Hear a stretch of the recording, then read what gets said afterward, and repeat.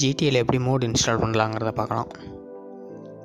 அதுக்கு GTA game வந்து அதோட ஃபைல் லொக்கேஷனுக்கு நம்ம போகணும். ஃபைல் லொக்கேஷனில் போய்ட்டு நீங்கள் மோடு போடுறதுக்கு காப்பி பண்ணி பேஸ்ட் பண்ணுறதுக்கு முன்னாடி இந்த ஒரிஜினல் ஃபைலை நீங்கள் ஒரு பேக்கப் எடுத்து வச்சுக்கோங்க. அதாவது நான் இந்த கேமை வந்து ஒரு பேக்கப் எடுத்து வச்சுக்கிறேன்.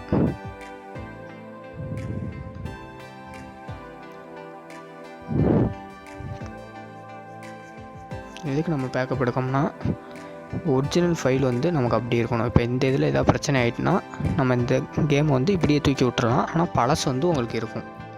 அதாவது இந்த ஃபைல் அப்படி இருக்கும். இந்த கேம் இதை ஓப்பன் பண்ணிங்கன்னா நார்மலாக கேம் ஓப்பன் ஆகும். நம்ம மோடு போடையில் வந்து இந்த இதுக்குள்ளே வந்து நம்ம மோடை வந்து போட்டு வச்சுக்கலாம். போட்டு நம்ம யூஸ் பண்ணிக்கலாம்.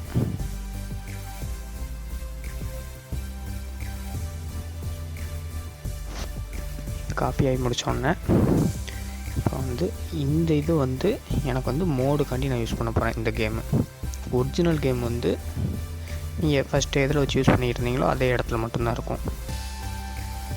இதில் வந்து ஓப்பன் பண்ணிக்கிட்டு இந்த இடத்துல நம்ம மோடை பேஸ்ட் பண்ணணும். மோடு நான் டிஸ்கிரிப்ஷனில் தரேன், டவுன்லோட் பண்ணிக்கோங்க.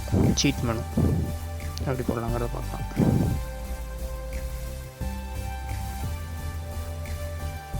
இதை ஓப்பன் பண்ணி இது எல்லாத்தையும் அப்படியே காப்பி பண்ணி கேம் இருக்கிற இந்த இடத்துல வந்து பேஸ்ட் பண்ணிடலாம்.